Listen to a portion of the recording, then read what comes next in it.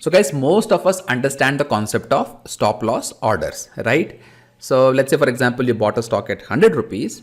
You can place a stop loss order at, let's say, 95 rupees, right? So if the stock, let's say, falls down to 95 rupees, your stop loss order will get triggered. It will take you out of the trade and protect you from taking any further loss, right? So stop loss orders are a very simple, very easy form of risk management. However, there is another very interesting use of stop loss orders that has nothing to do with risk management. And that is what I want to show in this particular video.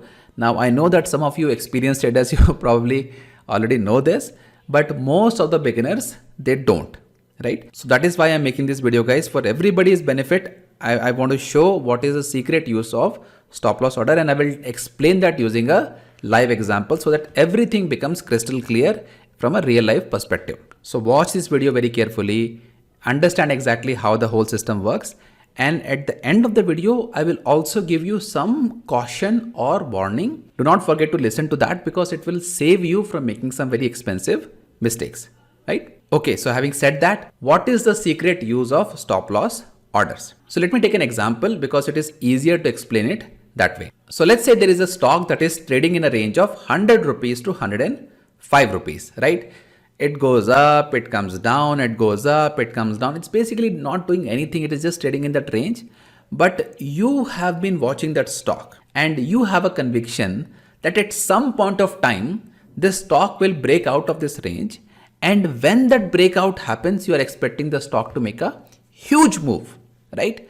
Now, whatever your reasoning might be, it can be based on some technical factors or fundamental factors or maybe a combination of that. You are waiting for the breakout to happen. And as soon as the breakout happens, you want to take a trade and take advantage of this opportunity. But here is your problem. First thing is that you don't know if the breakout will happen or not. You are thinking it would be, but it may not happen, right? So you cannot just take a trade in the anticipation of a breakout. Second thing is that you don't know exactly when the breakout will happen. So it can happen today at 10 o'clock or at 3 p.m. or it can happen tomorrow or the day after. You don't know exactly when the breakout will happen because you remember, you are only going to take the trade after the breakout happens, not before that. After the stock has gone above 105 rupees, you want to take the trade, right?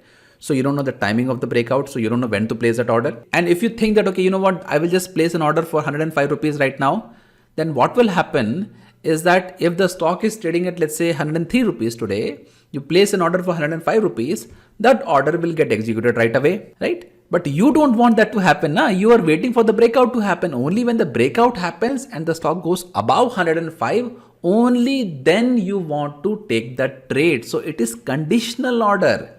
You want to take the trade only and only if there is a breakout and the price goes above 105. So this is the place where the stop loss orders will come to your rescue, right? So what you can do in this particular situation is that you can create a stop loss buy order with a trigger price of 105 rupees, right? Now trigger price is basically nothing but the price at which the order gets activated. So if you place this particular order and let's say the stock is trading below 105 rupees and 102 rupees, 103, 104, 4.5 also, the order will not get executed. The order will not get triggered. It will basically do nothing. It will just keep waiting and waiting and waiting to get executed. But if the breakout happens and when the breakout happens and the price of the stock goes to 105 rupees, then the order will get triggered and executed. Now let me show you a live example of how this is done so that it will make much more sense. So this right here is the stock of Hindustan Petroleum, HPCL, and HPCL broke out today this morning. It already has gone up about 2.5%. Now I am expecting HPCL to go up even further, but I'm not very sure that there is more steam left in this particular stock, right? It might even be the case that HPCL only had this buying momentum in the first half, in the first 15-20 minutes, and the rest of the day it can just keep falling down, right? So I don't know that. So what I can say is that, you know what, I don't know whether there is going to be another further round of up move on HPCL, but if HPCL goes above 307 rupees, which is right here, then it is possible that there is more up move left in HPCL. So I want to take a long position. I want to buy shares of HPCL if, this is a condition, if HPCL goes above 307 rupees, right? So this is the condition. Now, how will I do that? Well, it's very simple. I will create a buy order and I'm going to make it of a stop loss market order. And I will give the trigger price as 307 rupees, right? And I will place the order. Now, as you can see that this order is sitting right there. It's not doing anything, right? It is just waiting and waiting and waiting and waiting till the price of HPCL goes up to 307 rupees. Now, for the case of this particular example, I want my order to get executed. So let's say I just bring it down from, let's say 307 to 306 rupees, right? So I can modify this order here. Now, let's see what happens, right? So there you go. There you go. You see this with this bar, the price of HPCL went above 306 rupees. And as soon as it did, my stop loss order, which was sitting right there, got executed. And now I am in a long position on HPCL, right? So this particular long position that you are seeing on HPCL, it was created by a stop loss order. From here onwards, it just acts like a regular long position. And as you can see that HPCL went up a little bit. So let me just, book my profit here.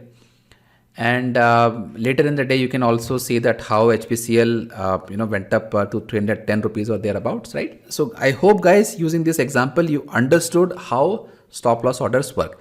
Now, there are many variations. I just took one simple setup, right? There are many variations, a range bound breakout or a cup and a handle kind of a breakout, which we just saw. There are, I would say, 30 or 40 different variations in which you can use the stop loss orders. But the concept remains the same. Only when the price is breached, either on the upside or on the downside, that you want to enter into the position.